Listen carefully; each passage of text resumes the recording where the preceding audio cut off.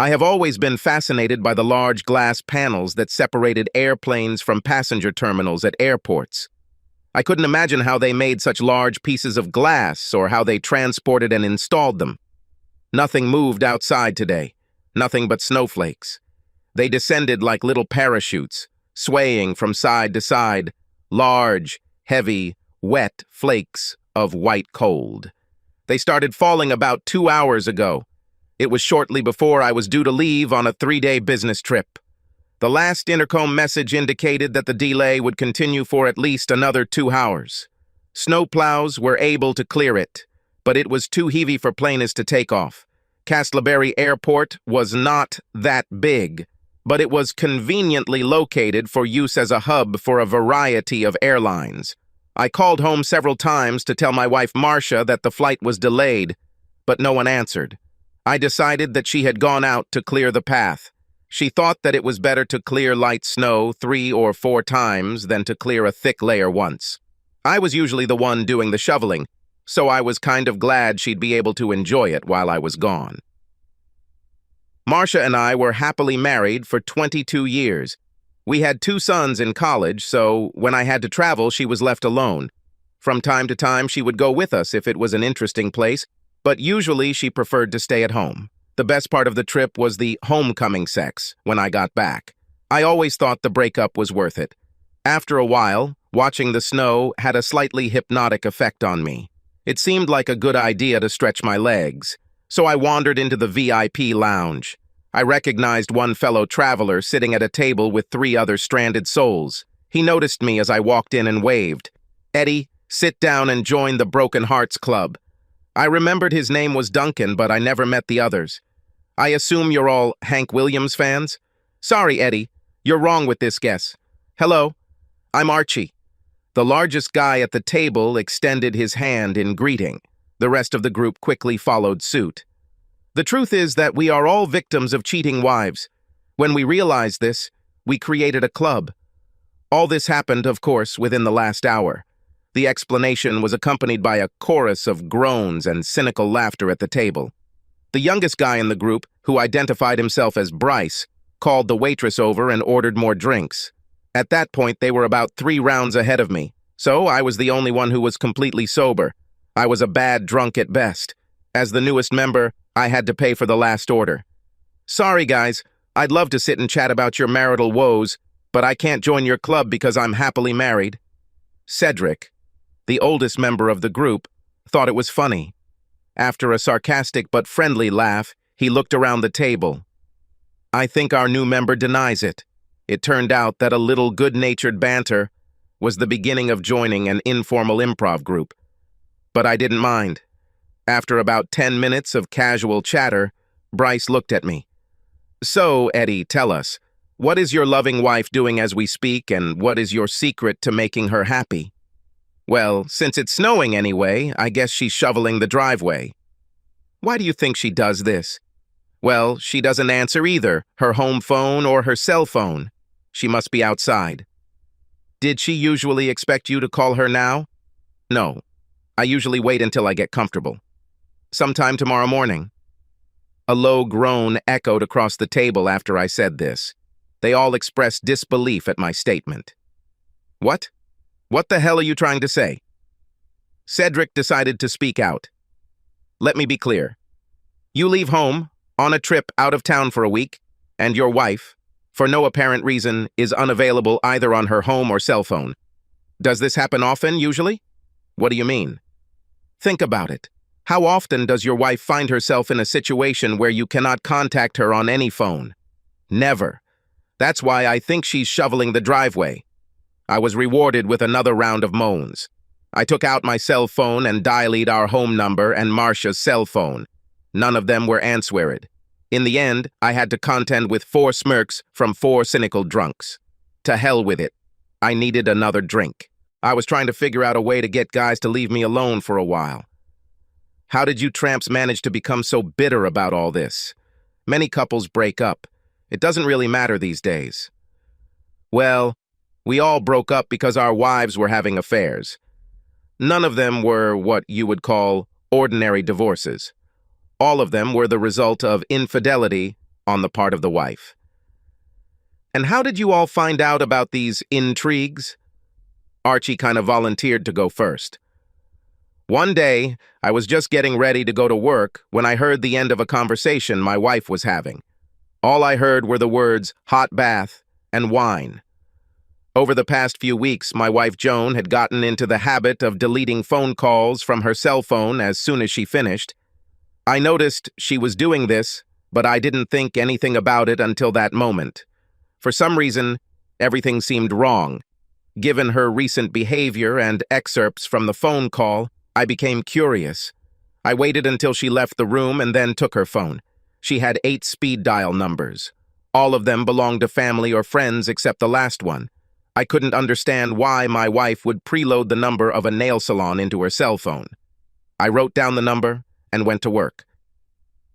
I had a feeling that one of the guys had heard this story before, but I couldn't wait to hear the rest. It wasn't difficult for my secretary to figure out who the nail salon's phone number actually belonged to. Todd Mitchell, a local real estate agent and family friend. I made a few phone calls and found that only 2 hotels in town had hot tubs, and only 1 room was booked for the day. I called my wife and asked if she wanted to meet for lunch. She said she couldn't because she needed to meet her friend Janet. Since that was bullshit, I assumed she was going to meet Todd on her lunch break. I put his number in my cell phone and went to the Rainbow Motel. Duncan ordered another drink, but I switched to Coca-Cola. Archie continued the story of his wife's adventures. Todd arrived at the hotel before me and parked his Mercedes in front of room 117. I parked a few spaces away from him. I only had to wait a few minutes until Joan's Civic pulled into the back parking lot. I got out of the car and leaned my elbows on the fender. The expression on her face was unforgettable when she recognized me. She knew I saw her and she had no choice but to park and get out. She desperately tried to convince me that Janet had met her there and they were just going to drive the same car to the restaurant. I didn't say anything. I just smiled. She fell silent and I took out my cell phone and dialed a new, preloaded number. When Todd answered, I said, "Joan will be a little late today and they'll tow your car." My wife stood there, mouth agape, as Todd yanked open the motel room door to see what was happening to his Mercedes. By that time, I was already standing at the door. When he ran out, he tripped over my outstretched leg and fell straight down on his face. A quick blow finished the job. I calmly got into my car and drove to the lawyer's office. 6 months later, I was a free man and so was Todd. I take it you had no idea anything was going on until you overheard part of the conversation? That's right, Eddie. Later, I found out that they had been together for almost a year. I trusted my wife and had no reason to doubt her fidelity. There is no one more trusting than a loving husband. Duncan stretched out in his chair, trying unsuccessfully to turn it into a deep chair. Maybe you should call your wife again, Eddie. She may have already finished raking. When neither the home phone nor her cell phone answered, I was rewarded with a string of groans and eye rolls. Bryce leaned over the table. "Eddie, do you have a neighbor you could call just to see if everything is okay?" After looking through the small telephone book that was in my coat pocket, I called the old man who lived across the street. He was retired and enjoyed being the eyes and ears of his neighbors. Cedric ordered another drink. He also switched to Coca-Cola. So what the hell did he say? I didn't notice who asked the question. Marsha left the house about 2 hours ago, just when it started snowing. He hasn't seen her since then. The driveway and sidewalk were not cleared. As expected, a loud, prolonged groan was heard around the table. It was as if they were all saying at the same time, "I told you so." It was Bryce's turn to entertain the group. "Well, at least I saw it coming. I don't know how long it lasted when I started noticing little things. Sadie and I had 3 children in high school, and I was on the road far more often than I should have been. The only good thing was that she kept the affair a secret from the children and never brought a guy into the house. At least I don't think she ever did. I ended up faking a trip out of town to check things out. Everything was quite simple. He picked her. I drove home from the motel and grabbed a cooler full of soda, a crossword puzzle, a baseball bat, and a lawn chair. I was in no hurry to return to the motel. Duncan ordered a large plate of nachos from the bar. Bryce continued his story. The receptionist looked at me strangely when I entered, but said nothing. I sat down right next to the elevator door on the third floor and waited. I took a good leak before leaving the house so that I wouldn't have to leave my post. My reward arrived in about 2 hours. Sadie walked out of the room with her friend and immediately saw me sitting there. I recognized the guy as a neighbor from the next street. He was married and had 2 children. She ducked back into the room, and I could tell she was pulling him with her by the way he moved. It wasn't like that, was it? No, but nothing interesting actually happened. Over the next 15 minutes, he peeked around the door several times. He decided to confront me, but when he left the room, I stood up with a baseball bat in my hand, and he quickly returned. Finally, the motel manager took the elevator. We argued for several minutes. He asked me to leave, but I refused. He finally threatened to call the police, and I told him it was a good idea. 20 minutes later, the police arrived. I told them that I feared for her life, and that the rapist was holding her against her will. It was a ridiculous story, but it brought the cops into the room to talk to Sadie and her boyfriend. 10 minutes later, the police left the room. Their behavior softened a little. In a quiet voice, the officer told me that my wife was afraid to leave the room because of what she had done. She asked them if they could take her to her sister's house, but she wanted me to leave before she came out. I left and went straight to my lawyer's office. She got children and a house, and I got freedom. Sadie's boyfriend also turned out to be a bachelor, but not of his own free will. Another round of drinks appeared. We have not had any news about the flight delay. Eddie, do you have any close family friends or acquaintances that Marcia could comfort in while you're out of town? Duncan tried to be tactful, but the question still hurt a little. Most of our friends are married. The only guy I can think of is one of Marcia's old college friends who just moved back to town about 6 months ago. She mentioned him a few times at first, but lately she hasn't mentioned his name at all. I didn't like him because he was a little insinuating. How friendly were they in college? It was my turn to moan. He was a member of a student fraternity. We all started eating nachos, and Cedric started telling us about his wife. Julie and I were married for 23 years. There were no children, and I traveled a lot for work. I was just returning from a 3-month assignment in Peru when everything went wrong. The day before I left home, I was bitten by a disgusting spider. The doctor gave me a prescription for an antibiotic, but I couldn't take it until I got back. I had a local pharmacist who knew everyone by name. When I placed my order, he asked me if I wanted to take Julia's recipe home since it was ready. It wasn't a problem, but there were pills. I had had a vasectomy 10 years earlier, and my wife had received a prescription for birth control pills 2 days before I left on a trip. She planned this in advance. I had a hard time keeping track of Cedric because I kept finding my mind wandering. His name was Travis Coates. He was handsome and apparently rich. He drove a good car and had a good job.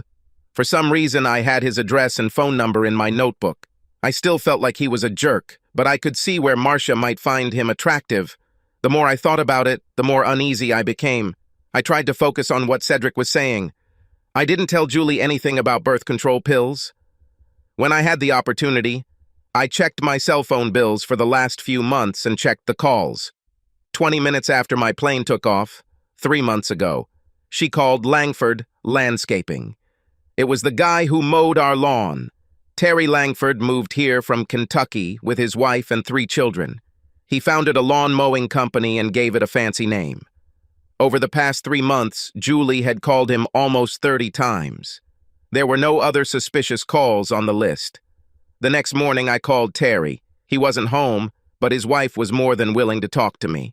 I think Julie paid Terry $50 every time he came to the house and serviced her. His wife didn't like it, but she said they needed money to feed the children.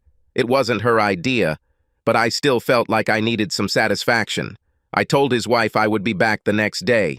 By the time I got there the next morning, they were gone. I don't know if I was disappointed because I didn't get a chance to talk to him or glad he left. 2 days later, I served my wife with divorce papers. We decided, how far do you live from here and what do you drive? Cedric was a little interested.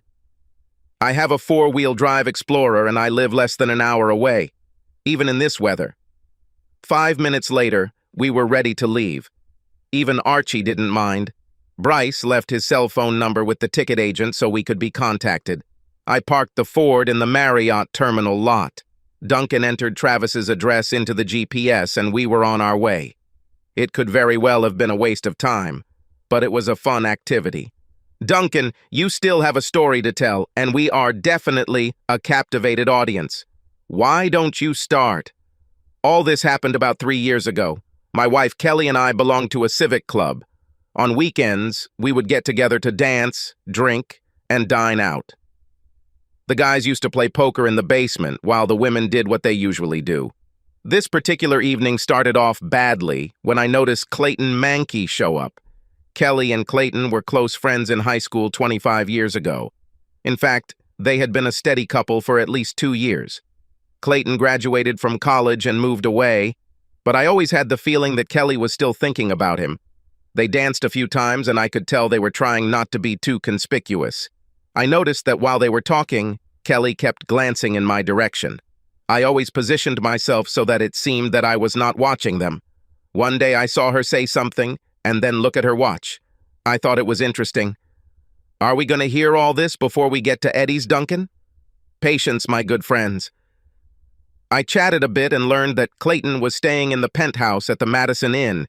He seemed to be very successful in the advertising business and was not averse to boasting about it.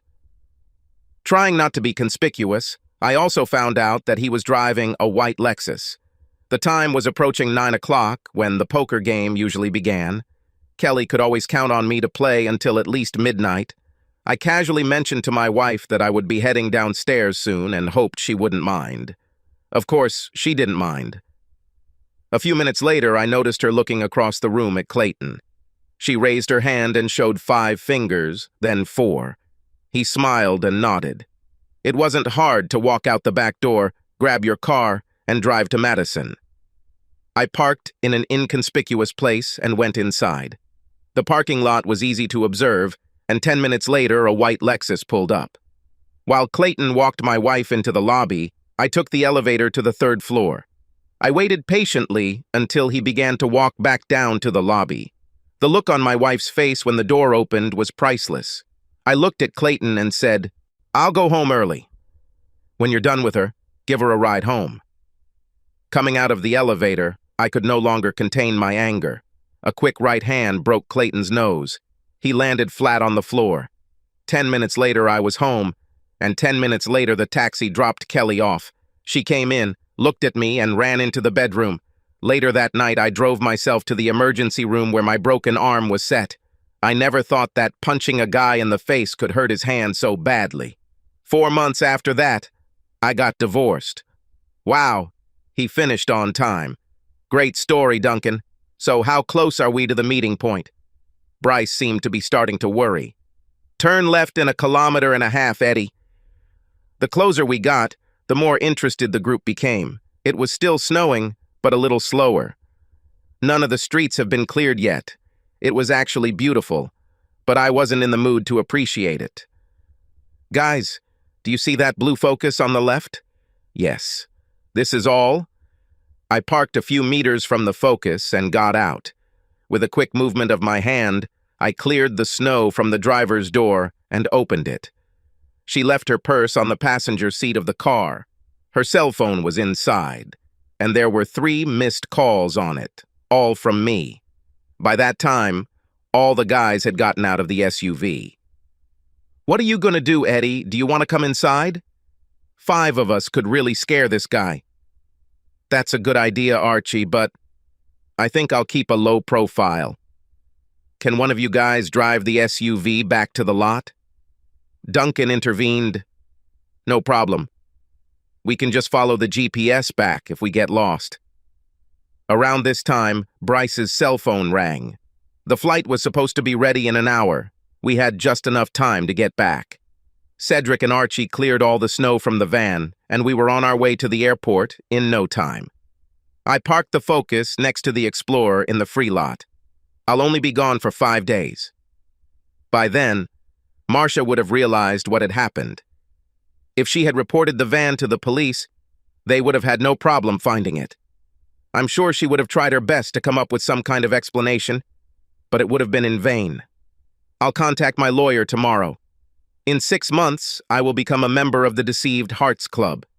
The chances of all 5 guys getting back together were pretty slim, but we had an interesting evening. It took me over a year to destroy Travis. I have taken advantage of all the services that friends have provided me over the years. He built his career on brilliant conversations, but he didn't have the skills or knowledge to back it up. I would have loved to continue my revenge, but he disappeared overnight. The house was sold, and I ended up having to give half of the proceeds to Marcia. She received no alimony or pension money. Somehow, all our friends and relatives were able to figure out the reason for the separation. Marcia was not happy. Subscribe to our channel so that your second chaff doesn't cheat on you, and go ahead and listen to the next story, because this story is nothing compared to the next one. If you're under 18, don't even think about listening to the next one.